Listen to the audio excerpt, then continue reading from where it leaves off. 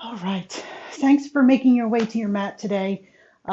We have a little 20-minute, hopefully about 20-minute flow, but before we start, I have a couple of blocks. I'm actually using these cardboard bricks that my kids had because I didn't feel like going upstairs to get my real blocks. I have a bolster, I have a blanket, I happen to have a towel. I'm not even sure that I'm going to use those, but they are there if you or I want them. So I can show you where you might use them. So we'll get started in child's pose. Now, of course, in child's pose, the way we usually end up doing it is with our legs wide apart. This is going to be really important, particularly as your belly gets bigger. Now, of course, right from the beginning, I'm going to start telling you some variations. If it starts to get uncomfortable, take a rolled up towel, a blanket, a small bolster under your sit bones, between your sit bones and your heels. That may give you a little extra support where you need it. You can always try something, see if it works or it doesn't. Keep what works, discard what does not work. Easy, right? Sure. Sounds really easy. It's not always easy.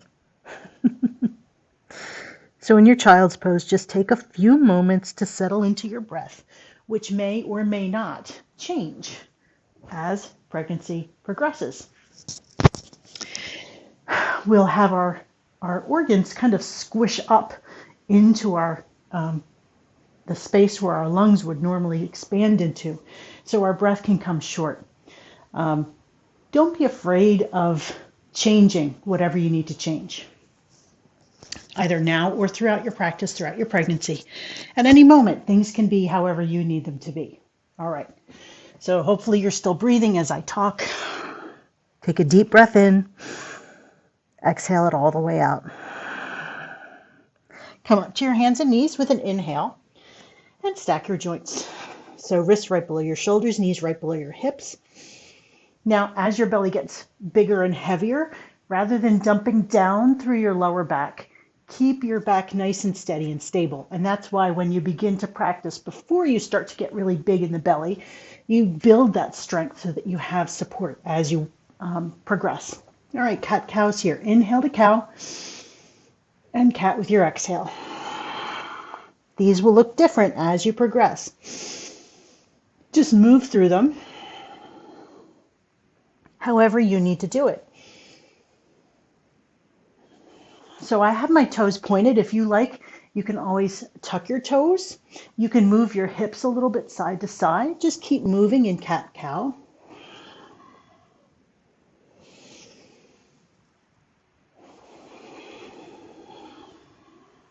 Take 2 more cycles.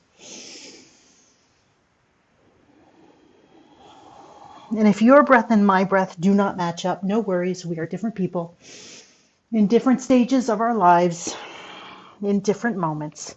Come to a nice long neutral spine. We'll thread the needle right here, which might feel really good on your shoulders. So starting with your right hand, lift it up and then thread the needle down and through. You might find that you need to bring your knees a little bit wider apart. If you like, you can sink down onto your heels. I kind of really love this variation. You can reach the left hand forward here, put that hand on your lower back if that feels better.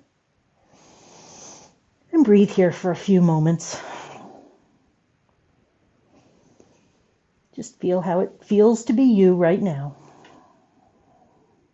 One more breath in and one more breath out. Make your way back to center. Reach that right hand up. Place it back down on the mat. Second side. Reach your hand up. Thread the needle down and through. And rest here. Take whatever variation speaks to you. So that hand might reach forward. It might come to your lower back. You might need a little more support with that hand on the mat. Your hips might stay raised, or you might sink them down towards your heels.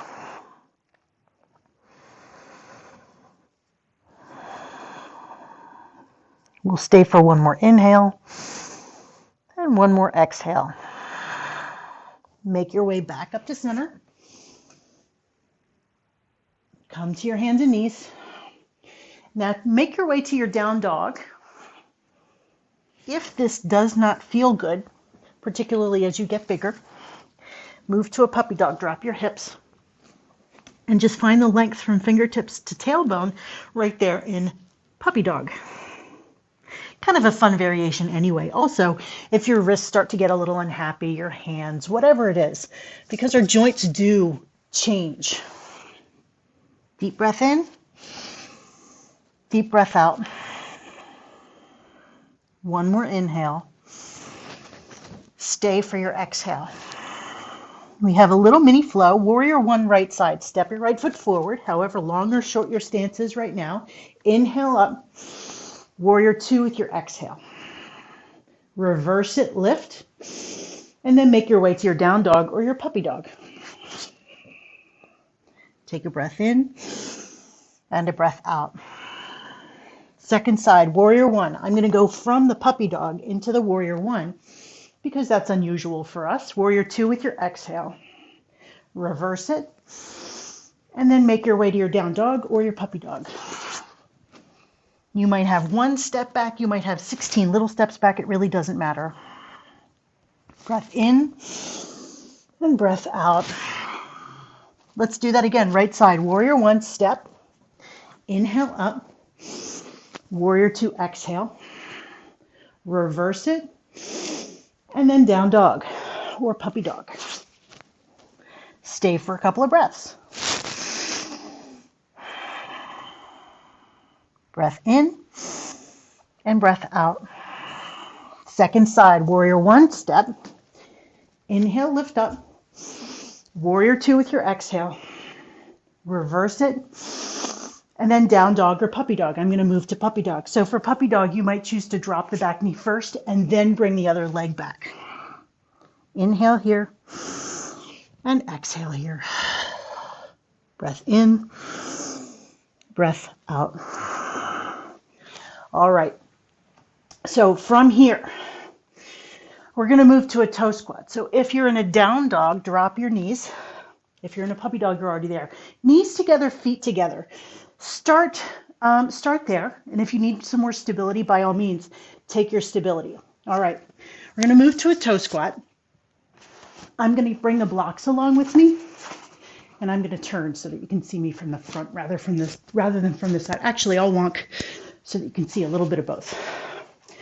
All right, so blocks are important as you get bigger.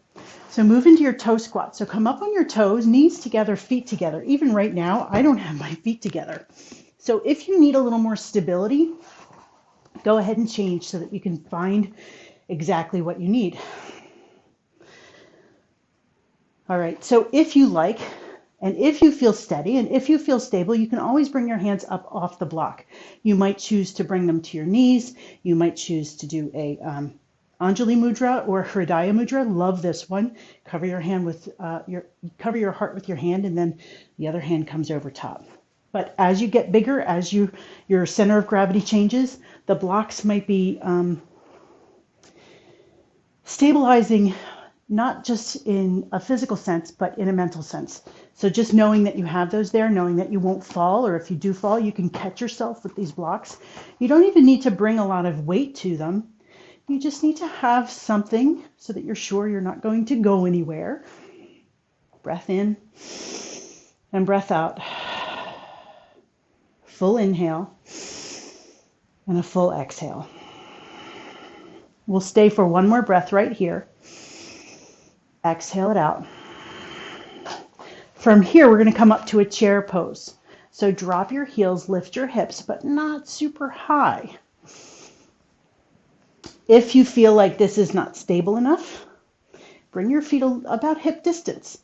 So don't be afraid to have a little bit more distance side to side so that you have the stability you need. Hands can be at heart center. If your shoulders are okay, reach your arms up.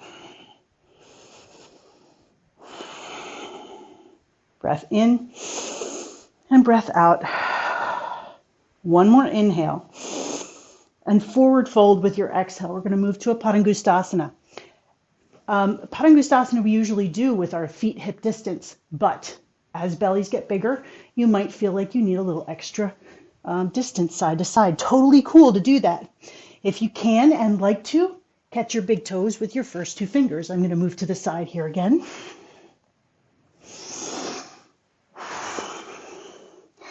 Soft knees as much as you like. So this isn't a rag doll, but if you want to move towards a rag doll, by all means do that. So forward bends are really soothing to the nervous system, particularly if you allow the crown of your head to drop down. Why that is, it's that our mind and our body being a continuum, not one, not the other, not a dichotomy, but a continuum, is that if we put our body in a position where we're sort of vulnerable, so to speak, we can trick our mind into thinking we're doing that because we are safe. Conversely, when we feel safe, we easily move into a pose like this. So body and mind follow each other. And of course, that's something that's really important as we move through stages of life, right? That we find that if something happens and our anxiety gets ramped up, so to speak, or something like that, and our shoulders start to move towards our ears, move your shoulders away from your ears. Same thing can happen right here in this pose. One more breath in. One more breath out. Let go of your toes if you have them. Halfway lift. Let's move to a malasana, yogi squat. So I'm going to wonk so that I can see you a little bit. Now, really, really good for the pregnant body to do this, but sometimes it feels a little unstable. So don't be afraid to use the block. Don't be afraid to adjust how your legs are, how your arms are, how your feet are. The idea is to ground with your feet. Forgive my microphone issues. I'm trying to keep them in my ears, and it's not working as I talk so much. Malasana is so good for the pelvic floor, for the core muscles, and yeah, your core muscles get all kinds of wonked out in pregnancy. You know that. So, this kind of pose is really good for toning that. And it's not just the front, but it's the back. So really try to open up, lengthen up through the crown of your head, and open up through your collarbones. And play with your arms if you like. Maybe we want to put a side bend in here. In that case, you might lift one arm up and over. If this doesn't feel good, don't do it. Easy. And then if you choose it, switch sides.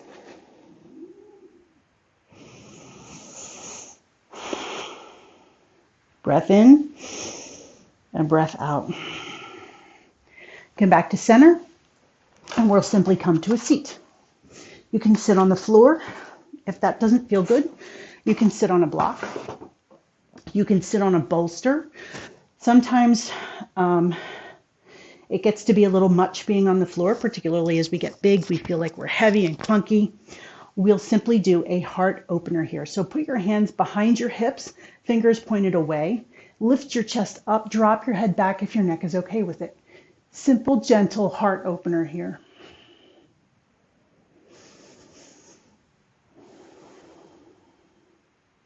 Breath in and breath out. One more inhale, one more exhale. Come back to center. Bring your hands to your heart, either in Anjali Mudra, Hridaya Mudra, or some other way if you like it, just for a moment and check in. Or if you want, you can put your hands on baby.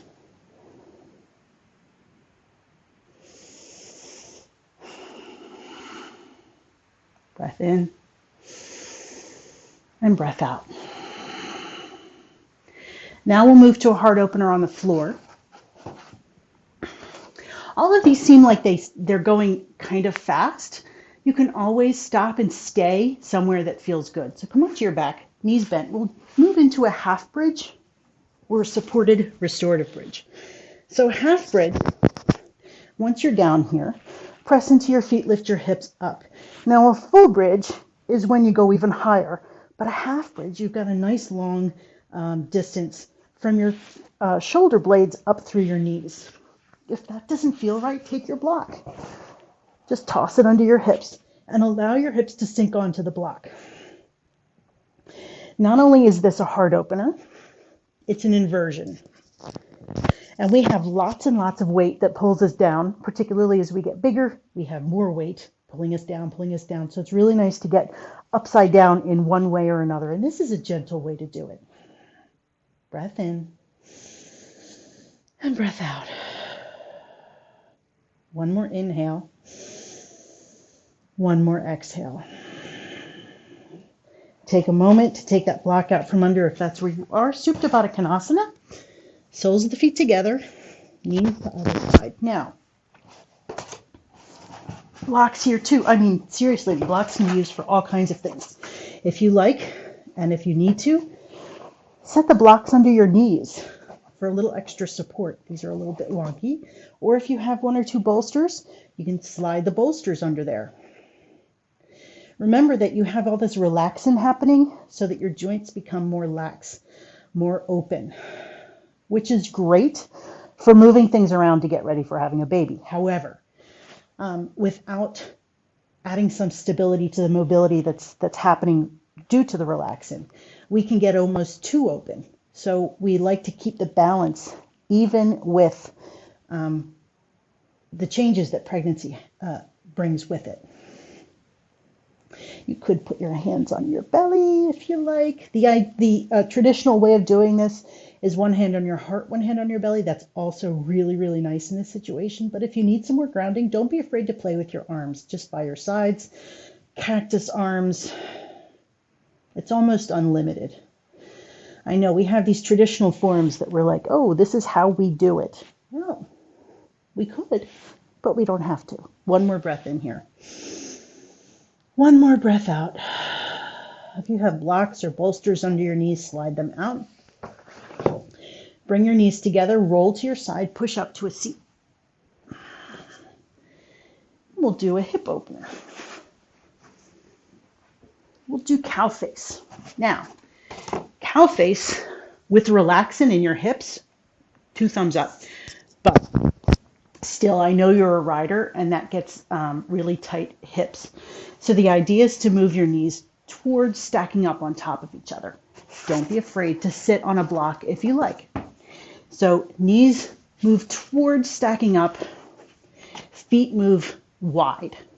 If you like, and if you want to do a little bit something with your arms, you can also move to cow face arms. So the knee that's on top, that hand comes behind you, underneath. The opposite hand, the leg that's underneath, comes over top. If you can clasp your hands, if you can catch them, by all means catch them. If cow face doesn't feel good, don't be afraid to move into something like a double pigeon and stack your shins. Hip openers could feel really, really good here. And double pigeon is so nice because as your belly gets bigger, you just have a place, you have a little nest, you have a little pocket, and you can rest right there. Easy. Make it easy. We don't have to make things complicated, right? Right. Breath in. And breath out. One more inhale. And one more exhale. Start to make your way out of that pose. If you want to bring your feet to the floor, windshield wiper your knees with a little support with your hands, by all means. And then start to move to the other side. Uh-oh, which side did I do? I think I did the other side, so I think I'm good here. Yeah, pretty sure anyway. All right, so if you want cow face, Gomukhasana, you can do this. Again, top leg becomes the bottom arm behind you. And on this side, I can't catch my fingers. That's okay. I just bring my hands as far as they're willing to go. Don't ever worry about how far you can or cannot go into a pose. You simply take the shape that your body is willing to give you. And that's the body you've got right now. Not the one you had when you didn't have baby in there. Not the one you expect to have. I'm moving towards a double pigeon in case that's something that you'd like to do. Again, really nice nest for belly. It is important to remember that things might not be the way you intend them to be, particularly your body. Don't be afraid of the changes that happen. I know we resist any change, and I know how welcome it might be. We still will resist because it is changed. It's just the way we are. All right, come on out of that one. Feet down, windshield wiper your knees if you like it. we're going to move into a Marichiasana. So a gentle twist. All right, so what we'll do is extend one leg, bring the foot, no, let's do it this way. So just bend one knee, foot flat on the floor. And whatever knee is bent, opposite hand reaches up, twist over, and if you can catch the elbow over the knee, by all means, opposite hand goes behind you. Press into that hand to lift up and open. Now, of course, when you have a bigger belly, that might not work so well. Don't be afraid to do things like change your feet. You know, people get really hung up in what's the right way to do a pose. The right way is the way your body will allow you to do it. Come back to center, switch sides. So knee up, the other leg can be extended or bent however you like. Arms reaches, twist, hook your elbow if your body allows it. Hand behind you presses down to lift up and open. And if you can't get that far, don't be afraid to simply catch your hand around your knee. No worries. The only wrong way to do this is to hurt yourself. Breath in and breath out. Come back to center. And we're going to move to a Shavasana. Now in Shavasana, traditionally it's on your back. Don't be afraid to lie on your side if that feels better. I'm going to put this rolled up blanket under my knees because I like that. And if your lower back starts to feel tweaky, by all means do that. Or bend your knees, place your feet down, and let your knees just rest on each other. Move into your Shavasana however you need to do it. And take a moment to get really nice and quiet, really nice and still.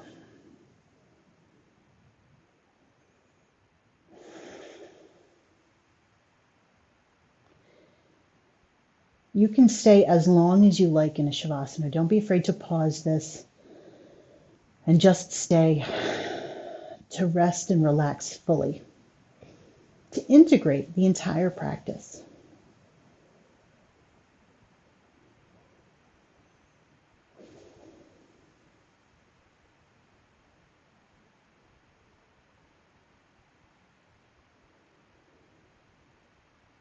Take a moment to scan your body from your toes all the way up through the crown of your head and down through your fingertips. If there is a place where there is discomfort or tension, do what you need to do to alleviate that. And if that means moving, move.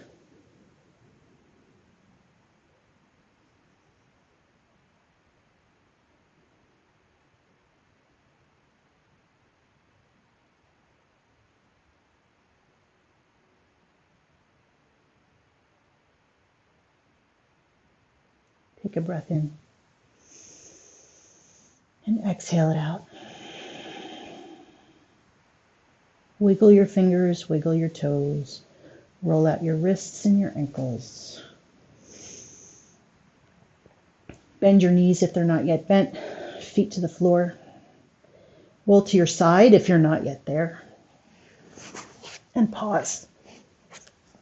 This wonderful, restful position of rebirth.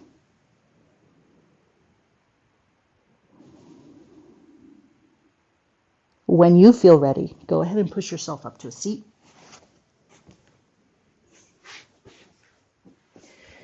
Place your hands at heart center. You can do Anjali Mudra if you like, or again, Hridaya Mudra, you might choose to place one hand on your heart, one on your belly. If you feel comfortable, close your eyes, dip your chin a little. Breath in and exhale it out. The light in me sees, recognizes, and honors the light in you. Loka samasta sukhino bhavantu. May all beings everywhere be safe, be happy, and be free. Om shanti, shanti, shanti. Peace, peace, peace.